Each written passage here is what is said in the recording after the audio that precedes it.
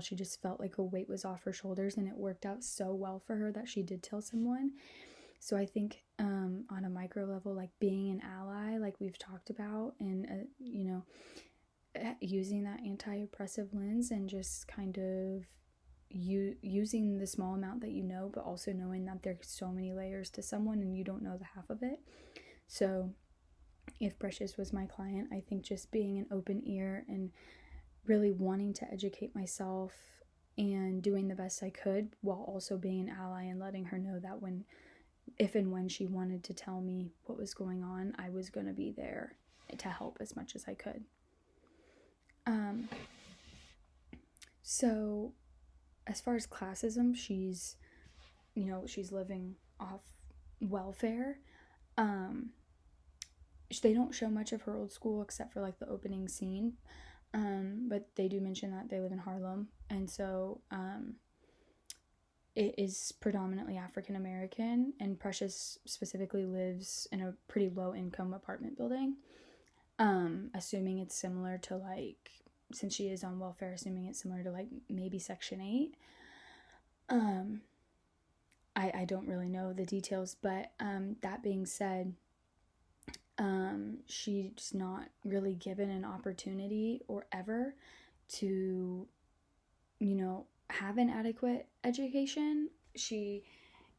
First of all, her mom didn't help at all, but she, even in school, she got to be 16 and wasn't, even hardly able to pass that test that was needed for the alternative school. So I think that there were so many barriers for her working against her, especially with her class, but I think also her race. I mean, she's just not given an equal opportunity, and everything about where she was inadequate on every level. Her house was inadequate. Her education was extremely inadequate. She had access to nothing. She hardly had food. I mean, everything in her life is a barrier, essentially. And when she finally goes to the alternative school, it's kind of a breakthrough, but she still has to, still has to keep going. She still has barriers. So I think the color of her skin and her class, those are intersectionalities. I think both of those definitely cause a lot of barriers in her life. And I think there's something to be said too about how, there's not that many white people in the movie, and if you'll notice, it's just something I noticed, every single one of them is kind of perceived, well, they are a negative factor in her life, like the principal who kicked her out. I don't know if the welfare, the person that worked at the welfare identified as white, but if she did, like, at first she was kind of negative. It turned out to be a really positive thing and a protective thing, but at first it was kind of an awful thing. And so just that kind of goes with the white supremacy, like the white people were working against her, essentially. So when you consider all of these systems, how would you assess the probable causation? It's kind of a loaded question. I think the main cause of her problems is her mother and her father. I think they completely, traumatized isn't even the word. They literally stripped Precious of every ounce of dignity that she had. They were awful to her. It's so gut-wrenching to watch how awful they were to her. So I think they are probably the main causation for her problems. I think that her first school was a main cause. I think that she just didn't have anyone in her corner for the longest time. And it's so heartbreaking at the end of the movie when she's, crying to her teacher saying, like, no one's ever loved me. And it's just so hard because it's like you go 16 years never feeling love, and that just breaks your heart because, it's just like something you feel like you're supposed to be given, and she wasn't. And I kind of like thought about like Maslow's hierarchy of needs. Like, she's quite literally at the bottom. Like, some of her needs aren't being met. She doesn't necessarily have a shelter because her mom and her fight. She doesn't necessarily have food. Like, she just doesn't have her basic needs met at all. So it's heartbreaking, but I think that her family system was probably her number one cause. So if this was my client, which I kind of touched on it before, I think just with building rapport, if Precious was my client, just listening, educating myself, trying to be an ally as much as possible, using that anti-oppressive lens, and also knowing that I don't know anything that she's going through. I can never relate to anything that she's going through. She has every right to feel what she feels, and what she feels and how she explains it, that's her and that's her right, and I will never ever tell her differently. So I think building rapport starts with telling her that I do not know how she feels, but I want to be able to be a listener, and I want to be an ally, and I want to be there for her, and at the same time I want her to tell her story because it's her journey.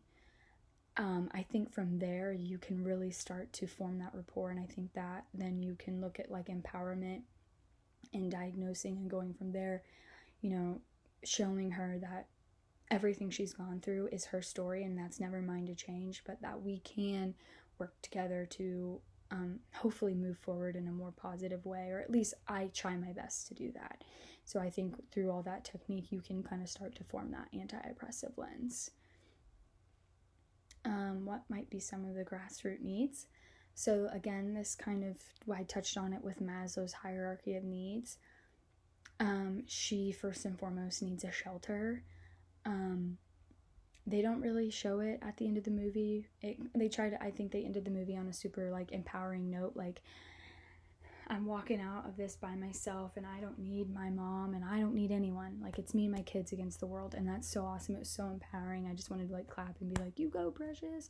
So I think if she needs a shelter, she needs a place that is protecting for not only herself but her children, especially away from her family that has been nothing but terrible to her. Her mom was trying to get back in her life and she basically said like, heck to the no, which I think was also empowering. I just wanted to clap and be like, yeah. So I think shelter, food, just like all of her immediate basic needs, especially since she does have 2 children, I think that they deserve that as well. And then moving up the ladder, I think she deserves to finally get her love and her safety. And I think that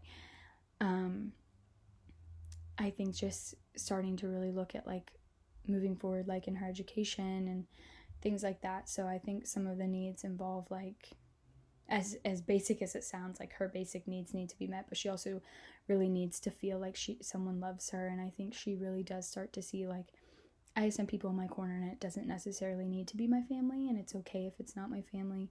Her teacher, you can tell, cares about her so much, and it just is, it's sad when she's telling that she's never felt love, and it is like, I still like talking about it, get like a lump in my throat. Like, it just was so hard to watch, but at the same time you just can't help but be like, this girl needs someone just to love her and tell her everything's gonna be okay, even though it's like so hard to even say that.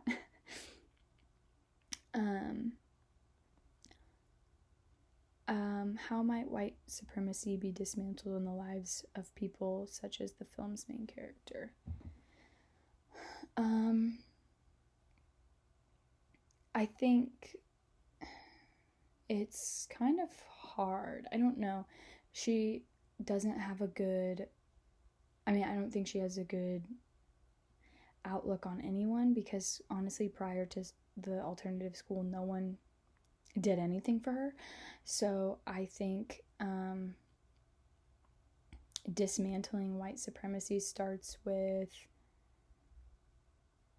honestly, I think it starts at the micro level, but also at the macro level.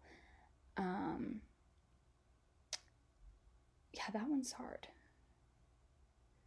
I don't know. I just feel like it's hard because everyone in her life that was white was so negative, and it's hard to dismantle that. But I think it's also, you could look in not in a movie scale, but like outside of the movie, like if I was white, like just trying to dismantle that, I was there and I was an ally, and I'm not trying to be that negative person like her principal was. Just kind of trying to show her like I'm an ally. So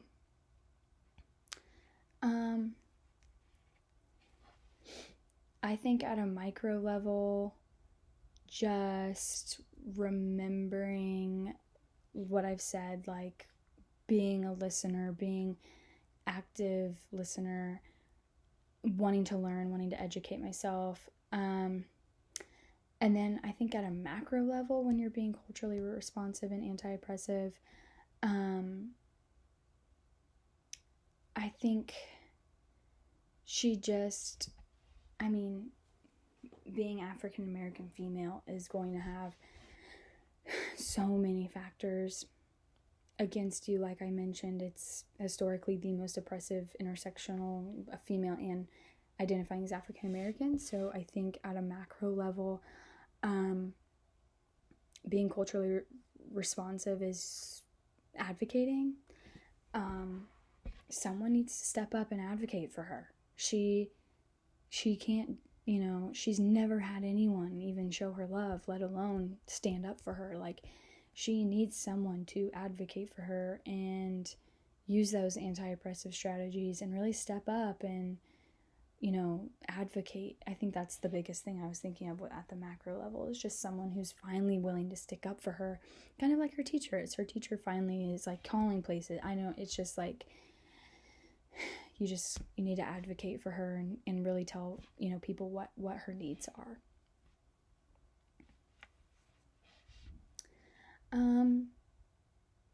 I think entering her world and observing her, I learned that I have a lot of work to do. I think that's the thing I learned the most. I have admitted since day one I don't know much. Sometimes certain conversations can make me uncomfortable.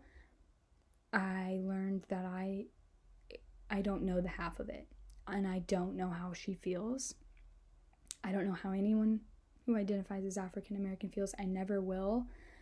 And I think I think the word I'm looking for is guilt. I felt so much guilt of like, it's so unfair that there's people that have to go through what she is going through. And that was so hard for me to watch, because it was just like, why?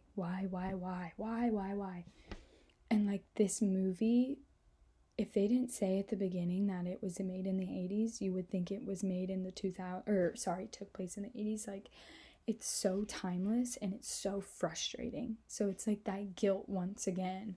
Like, I don't know. It's just like, you just feel guilty, and it's like, why are we still here? Why does this feel like this movie was not made or does not take place in the 80s? I don't know, it's just so frustrating, and I just felt so guilty that, like, not only were people going through that then, they're going through it now. Still to this day, the exact same things are happening. So, I think, I just learned that I have so much more work to do for myself.